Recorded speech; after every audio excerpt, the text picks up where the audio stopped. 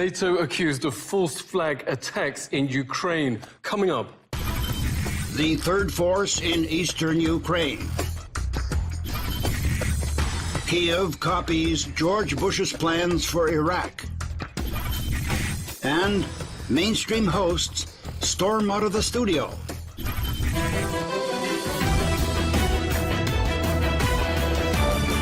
Killing your own citizens, then blaming another nation to start wars called a false flag attack. The most infamous is Operation Himmler. Nazis murdered fellow Germans, then blamed Poland to start World War II. Nazis trained by NATO were the vile snipers during the Maidan protests who shot both sides, both the police and their own supporters. It helped spark the violence that brought the coup d'etat. Leaked images show Ukraine nationalists Una Unso being trained to use sniper rifles by NATO. These false flags, writes intelligence author F. William Engdahl, are just the latest atrocity in the documented NATO Operation Gladio. Decades of terror attacks that have killed hundreds throughout Europe have actually been funded and planned by the White House. Top-level officials in the government and the CIA have confirmed in what Wikispooks calls the most shocking story ignored by the mainstream. Gladio is admitted by former CIA head Bill Colby to be a major operation.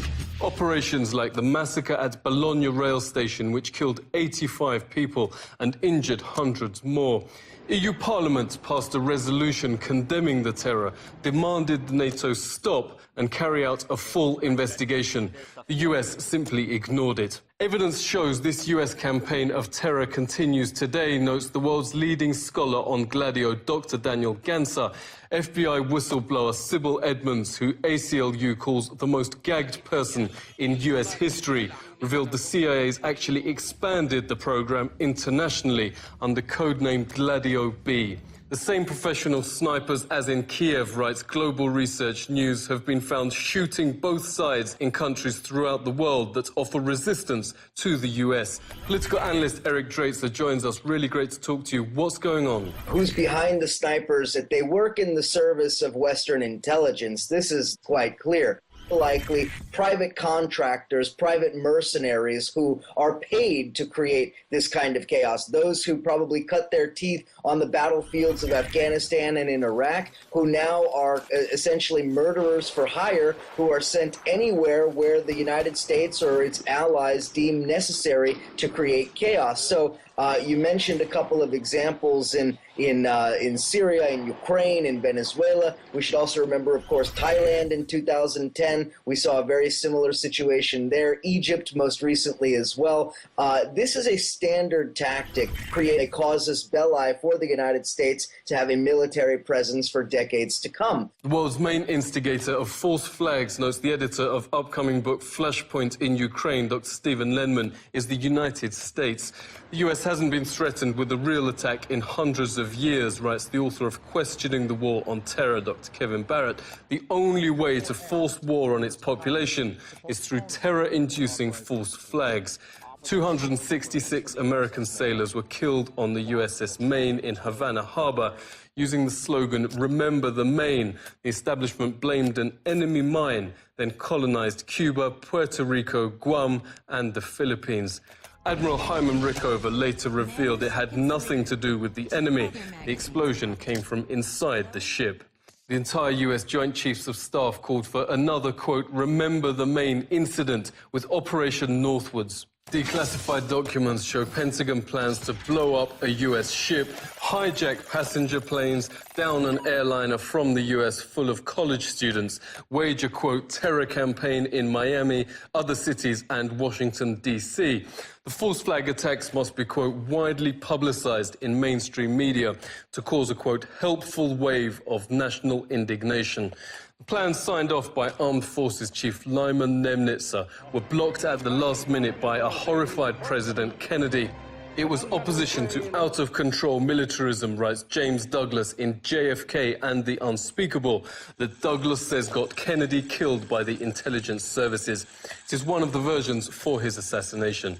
Northwood's mastermind Lemnitzer was put in charge of NATO, where he, quote, hoisted the black flag of terror in Europe under Operation Gladio, notes the book Gladio, NATO's Dagger at the Heart of Europe.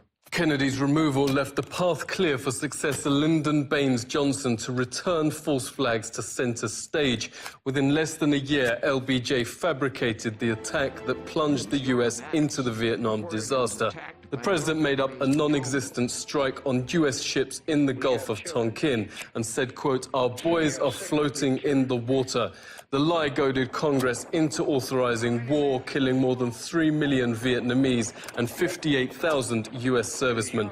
President Bush Jr. told British Prime Minister Blair that if he couldn't get UN approval to bomb Iraq, he'd paint a US jet in UN colours and try to get it shot down over Iraq to justify invasions. In a bizarre parallel, Life News this week filmed Kiev now using these armoured helicopters with UN insignia against civilians in eastern Ukraine. These are just the false flags that are on the record and officially documented. Some are reprinted in 63 documents the government doesn't want you to read, written by Vietnam vet and former Minnesota Governor Jesse Ventura.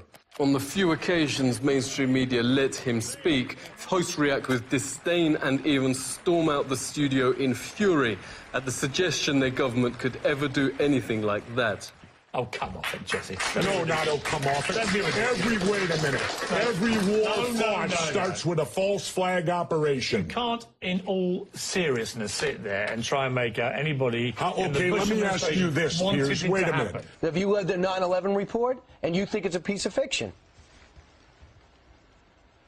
No, I believe everything in it. I believe... my government's never lied to me, have they?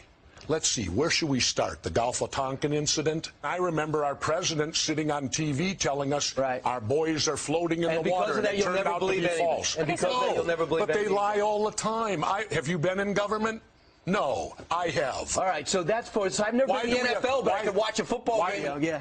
All right, Jesse, take care. He's leaving. For the public to fall for a false flag, mainstream media lies must be coordinated and complete. When the White House lied that Syria's government did the Damascus chemical attack, the entire mainstream media swallowed it whole without asking for a shred of evidence. Last month, US intel admitted actually NATO member Turkey had false flagged the attack, which killed some 1,400 civilians, to justify invasion. Not a single mainstream outlet reported it. Turkey's leaders banned YouTube last month after leaked audio of them planning another false flag to invade Syria, reportedly egged on by John Kerry. Turkey's premier confirmed the authenticity of the tape. I'll send 4 men from Syria. I'll make up a cause of war by ordering a missile attack on Turkey. Many times, Kerry has said to me, okay, did you make the decision to strike?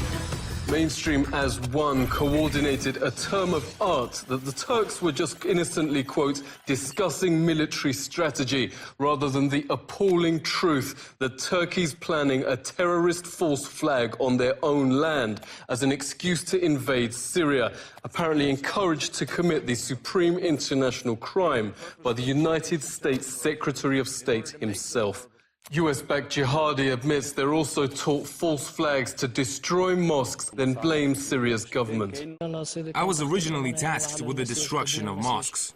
You destroy the mosques so you can put the blame on the army? Yes, if a mosque is not destroyed, we desecrate it. The massacre of Odessa this month, reports Counterpunch, has all the signs of a classic US false flag. Shortly after, dozens of CIA spooks were discovered instructing Kiev's junta how to act in East Ukraine. Pro-Kiev thugs were sent to the city of Odessa with these red armbands. But the bloodshed was sparked by this rooftop shooter in a red armband, slaying his own side. Duly provoked, the thugs went on to torch and murder dozens of anti-fascist civilians they thought were to blame for the shooting. James Corbett of the Corbett Report joins us. Really great to see you. Why does the US establishment behave like this? It's important to understand the establishment as a collection of psychopathic individuals, and that's not meant as some sort of metaphor. That's meant as almost a medical diagnosis. There is a percentage of the population, it's disputed by medical experts, but somewhere between 3 and 4% is generally the figure cited, of people who have a medical condition where they are absolutely unable to feel the natural human empathy that we feel for one another and compassion that we feel for people in situations that are underprivileged or what have you, people who are in positions of pain or suffering. There is a percentage of the population that has absolutely none of those feelings, and these tend to be the people who rise into positions of power and prominence in power structures that themselves are designed specifically to inflict pain and suffering on others. So it is not a big stretch to imagine how psychopathic individuals advance in military or intelligence functions. Tanks and armoured vehicles have now moved in to shoot more unarmed civilians. James Corbett notes these incredible atrocities seem intentional to justify NATO military intervention. Right on cue, this week Kiev officially asked for international military help in eastern Ukraine. The author of Questioning the War on Terror, Dr. Kevin Barrett, joins us. Really great to see you. What are the conclusions from Northwoods to Operation Gladio today? We're learning more and more about how psychopathic so many of our leaders are and have been. Stories about Lyndon Johnson that I can't repeat on international media because they're so disgusting. Stories about the Bush family involving the worst, most despicable kinds of crime. It's become supremely obvious that a lot of the Western leadership is deeply corrupt. And I think that has a terrible effect on the larger society because it's natural for people to imitate those above them in the social hierarchy. So we, I think, need to rethink the process that we're using to put people into leadership positions, military leadership, intelligence leadership, political leadership, and we need to think about coming up with a way to maybe administer psychopathy tests to people who are aspiring leaders, or otherwise vet people to try to make sure that people in the top positions have some kind of conscience, because if they don't, I'm afraid things are going to just spiral out of control. Whole societies will become so corrupt that they will fall apart, and civilization itself will be threatened. Dr. Barrett knows false flags only work when the public's unaware of them. Washington's blog reports that interest in false flags has gone through the roof, and interest's now highest in the US. Audiences for mainstream pumping false flag lies are in freefall. Channels like MSNBC shed half their entire viewership last year, losing another quarter just in the first 3 months of 2014. NATO leaders are now known to have mass murdered their own civilians in false flag operations like Gladio. Reportedly, the operation continues today. How many more victims will there be before the public finds out? Seek truth from facts. This is The Truth Seeker.